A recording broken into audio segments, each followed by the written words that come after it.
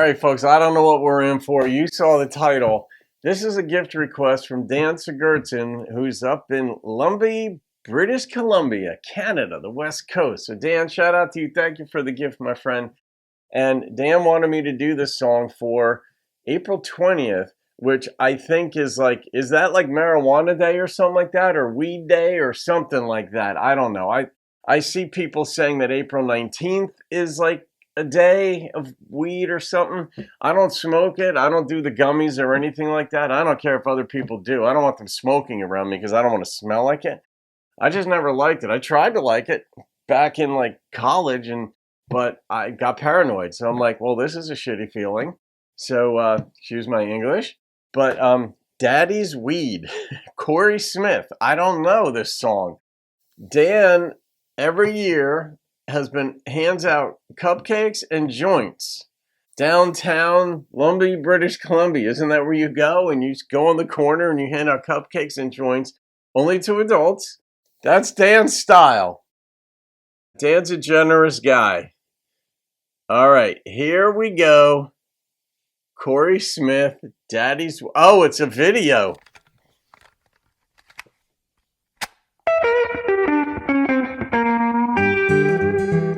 This isn't going to go well.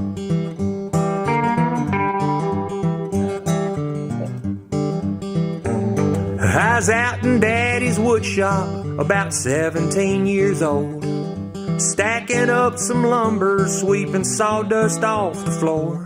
Way over in the corner, I smelled something kind of strange. I looked behind a can of paint and found a bag of Mary Jane. I thought, what the hell is this? It threw me for a loop, had me feeling all mixed up.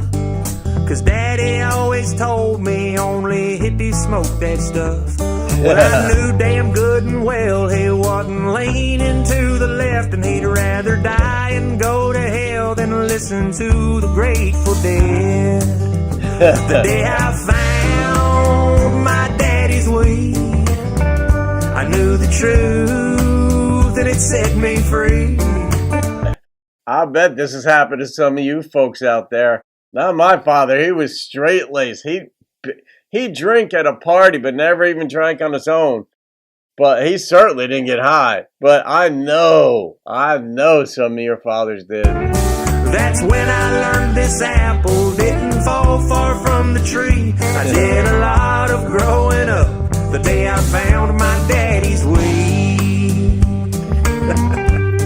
I like this video. Now Mom was getting groceries and Dad was out of town. So I sat there on the workbench contemplating what I found. I went from feeling kind of pissed to thinking, what the hell? I got my mold out of the truck and broke off a little for myself. You're damn right. That shit was awful sticky.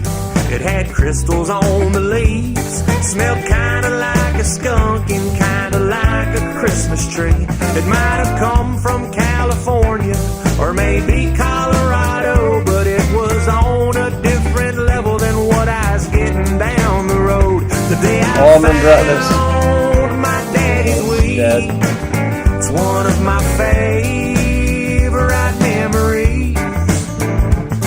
That's when I learned this apple didn't fall far from the tree. I did a lot of growing up the day I found my daddy's weed. I only hit it once, and damn, it hit me hard. I flew straight to the moon and back, sitting in the yard. And suddenly I understood why Daddy loved to work so much. When we heard him out there coughing, it wasn't from the dust. The day I found my daddy's weed, oh, it still gets to me. Well, he got caught, right? Has to. The little blonde-haired boy who used to bounce on his knee became the man out in the backyard, stoned on Daddy's weed.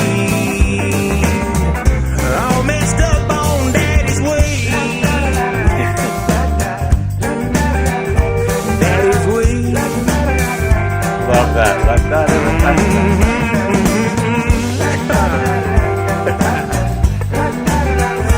Daddy's weed.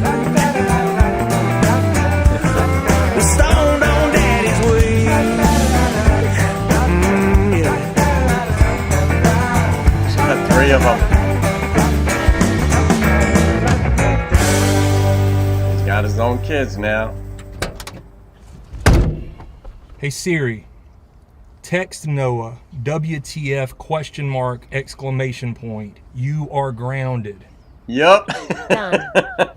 Also Siri, set a reminder to refill the snack trunk.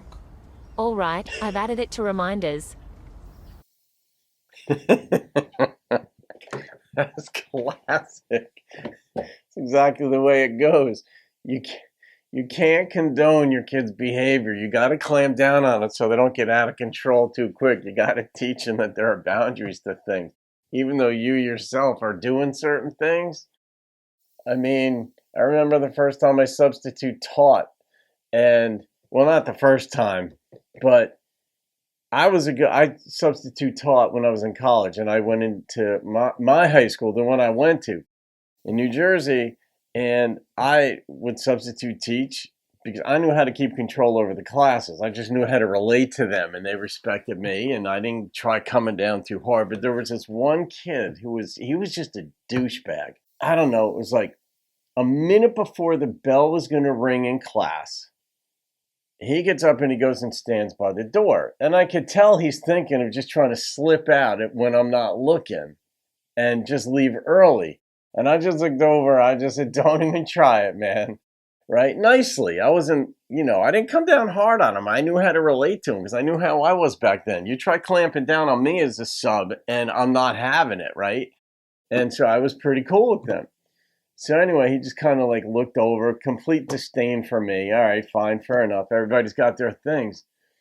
And sure enough, about 10 seconds later, I look over and he's not there. And I wrote him up. I'm like, but I felt like a hypocrite in the moment because that's the type of, wouldn't have done that back in the day, but I was doing tons of stuff back in the day.